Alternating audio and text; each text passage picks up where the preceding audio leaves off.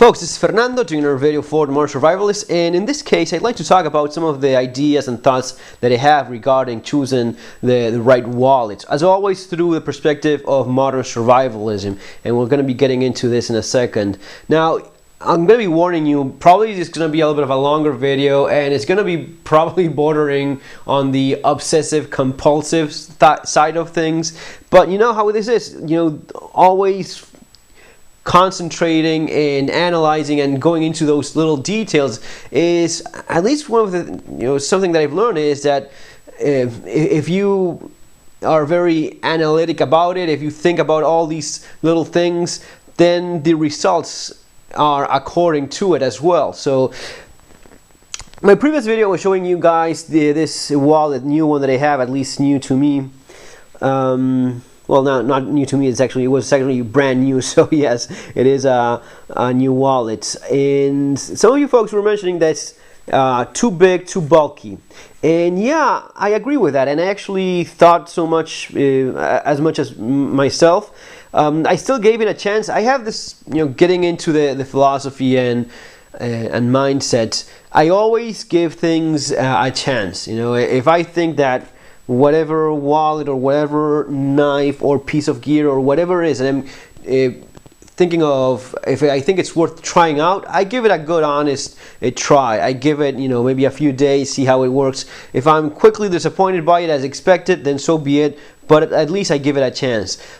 Sometimes you have no doubt whatsoever, you don't even waste your time. But if you're the thing is that in this case, I really like the construction, the materials, and yes, I thought it was big. Here I have my favorite, my classic, the Quicksilver wallet that I have. It is not just too big, lengthwise, it's pretty much the same. It is much fatter though, but it is more durable as well. It's much more heavy duty. Let me see if I have anything I shouldn't be showing. No, I already covered it. So I gave it a chance, and you know what? I'm actually liking it. Once it's in the back pocket, it's not really bothering me at all. And these snap buttons or whatever it is that they are called, they get the job done. It's a very tough, durable wallet. I would like to have some more space to it than what I have here, but I'm getting off topic. I already did the review on this. The thing is, I basically have a couple lines of thought. First of all, whatever it is that you're choosing, at least for me, a wallet has to be pretty durable. It has to have the minimum amount of pockets for your cards and of course money and such. That's a given. Durability wise, mostly I mean that I try to avoid these last few years anything leather like. I'm not saying I'm not going to be going back to that eventually. Maybe if I find something that I like, sure, why not? The thing is, one of the things I noticed is maybe a leather wallet, genuine leather, lasts a couple years or so, give or take, but the durability is kind of limited, especially in your back pocket all the time. The sweat, let alone if it's raining and such. This one, for example, has this PVC type of finish that doesn't allow for anything to penetrate much, and it's easy to keep clean. One of the things I like. With the Quicksilver one, this is polyester, so it's durable as well. Get some water resistance, but yeah, this would be the toughest one that I have so far. If you're thinking tactical wallet, I know there's a market for that sort of stuff. I took a look at a couple of them. The wallet I think is from Spec Ops. Nothing really. If I see something that I'm liking, it turns out that it's actually too big for my taste, and I'm starting to get into this terrain of pretty sizable type of wallet.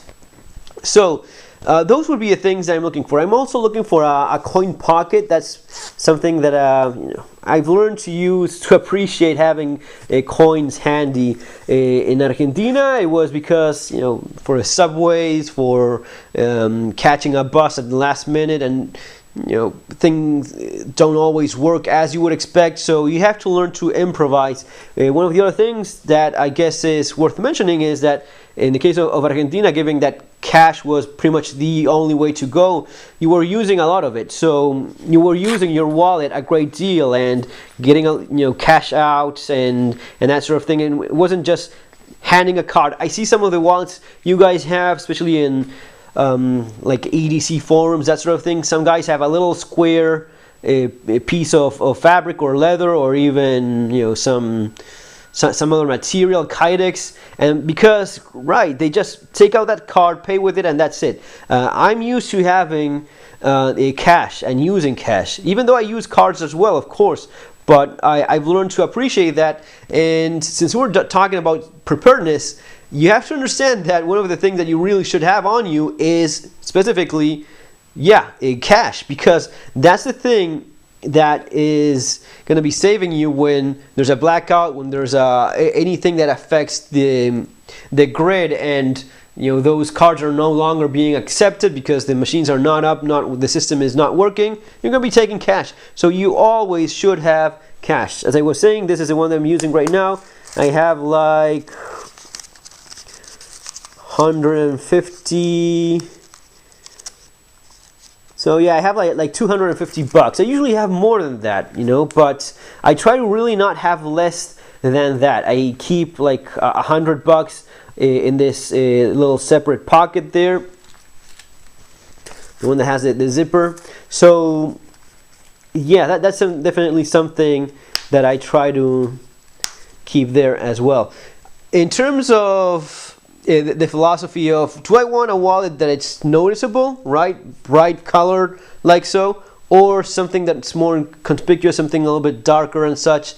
Well, yeah, it really depends. And if I was, for example, in Buenos Aires, where crime is definitely a big problem, and I'm using my wallet and maybe paying for stuff on the streets and such, and I just want something that doesn't attract too much attention. I don't want anyone walking around immediately noticing that I have a wallet. This isn't going to be stopping bad things from happening to you, but it just reduces that just a little bit more. If you combine it with all the gray man concept of not attracting attention, just wearing dull or subdued colors and that sort of thing, black, dark gray, that sort of thing, and you keep that type of philosophy for your wallet as well, you're more of a, you disappear in the crowd more easily than if you have this. Now, if for example I'm paying in a kiosk, typical stuff of Buenos Aires, you're on the street and paying for something, right? This is going to be attracting more attention. Now, on the other hand, one of the other things that I've noticed is that these type of colors are more visible for yourself. So these are less likely to fall on the floor or on the side of a desk, or less likely to be forgotten or misplaced. That sort of thing is also very realistic, happens a lot, and is a legitimate concern as well. What are my chances of getting mugged on the streets? In Buenos Aires, those are pretty high, so these maybe would be more of a priority. Some other type of place where you're not getting mugged, kidnapped, and shot all day long, maybe you go for something like this, which is actually what I'm using these days.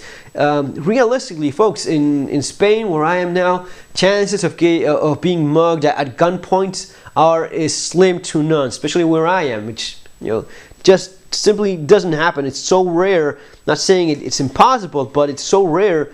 Just maybe one of those purse snatchers type of crime thing, or pickpockets, in which case it doesn't make any difference. Someone, if you didn't notice a hand slipping into your pocket, doesn't matter what color your wallet is. But those are the kind of things I always think about.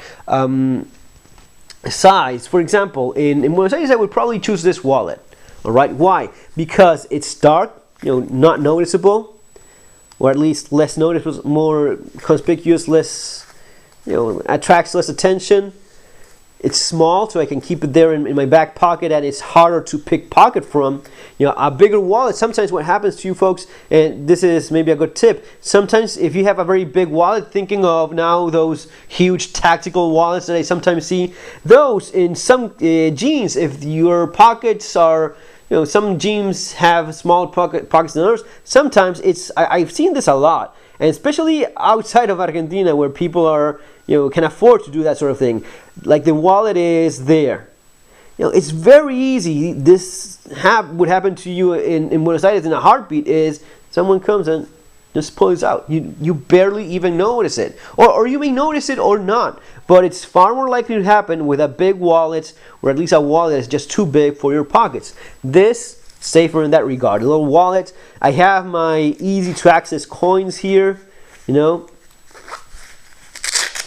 The cards, this is one of the things that this wallet in particular is not that great at. My old Eastpak wallet had the same problem, which is cards with the slots being placed vertical rather than, like horizontal rather than vertical, like in this case. With these, your cards are not likely to fall off. Here, eventually, what happens is any card that you have here, and you have 3 pockets here, so 3 slots, so these 3 would be an issue. It's more likely that eventually cards being placed in that direction, when you remove your wallet, those cards drop. It ended up happening to my old Eastpak wallet. It was sort of similar to this one, maybe a little bit bigger, but had that issue with the cards, those slots in the wrong direction, at least the way I look at it. But this would be one of the things I would go for. You have your ID here, so I would be maybe using these 2 pockets more often, putting the non-essential cards or maybe business cards here instead. Maybe this would be one of the things to go for. The one that I'm using right now, what is it that I like about it? Size is about right.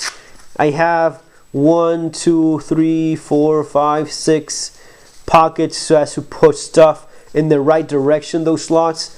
I have room enough here for money, easy to access, fast. I have this pocket here which I use for any emergency cash that I want to keep away, and also for one of those card reader shields, those shields that block your cards from being read when you're not, when that's not your intention, from people stealing from you, or those readers that just approach and read the chip of your card. That kind of shield is much easier. It's basically an aluminum piece of aluminum just placed here, and that blocks your cards from being read. And with this kind of pocket, it's easier to have that. If you don't have that sort of pocket, then you will have that piece of material more visible. This works better. Something like this, for example, this diesel wallet. This could also be a possibility. I got this one. I'm not actually using it. And yeah, nice thing is cards, right direction and such. No pocket there. And the coins have to be accessed on the inside. That's one of the nice things that these 2 have. You can access those coins, without opening the wallet, so it's easier. Let's like to stuff to fall off and faster. Here I have to open it, but as you see, it opens fast. Doesn't that sound of the Velcro, which is a little bit. I feel like a child sometimes when when opening the Velcro stuff. So again, one of the things that I like there. But it has, it doesn't feel as tough as the other ones, this diesel one. And it has like foam on the inside, which to me is just wasted bulk. It doesn't do anything for me. But maybe one day, eventually, who knows, if I just want to trade or change for something different. It's actually a pretty good looking wallet. It's not bad. I don't know what you guys think. Let me know in the comments. But yeah, basically those are the things. This other one that I got, I'm always trying to find this same wallet, which, yeah, it's the exact same design, kind of hard to get. This is a pretty nice one from Quicksilver. I like that the red is maybe not as loud as the yellow and green. It's still visible, but sort of an in-between point between black and going around with that big yellow wallet.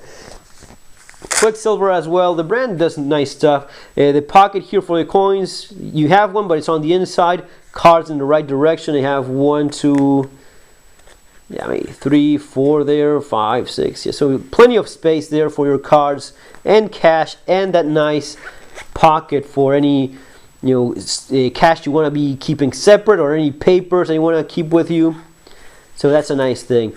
And yeah, that's basically it, guys. Just a little bit of the philosophy that I have in terms of why I choose the kind of stuff that I choose in terms of wallet, the way I go about thinking about this sort of stuff. I didn't get this exact same wallet, couldn't find it. I just got this one, which is pretty much the same design, you know, in terms of the same layout rather than design. Design is different, obviously, right? Couldn't get the exact same thing. But also Quicksilver and the exact same thing in terms of layout. You have your pocket on the outside, cards and such. So this will be my sort of spare wallet eventually if I wear out that one at some point. But as always, open to new stuff in terms of trying out other options. So for now, I'm going with the North Face. I guess, you know, yeah, it is bulky. I like the key D-ring here that you have for any special key that you want to keep handy, but maybe a little bit too bulky for some folks. Guys, that's going to be all for now. Remember to subscribe, thumbs up, share. See you on our next video. Have a great day.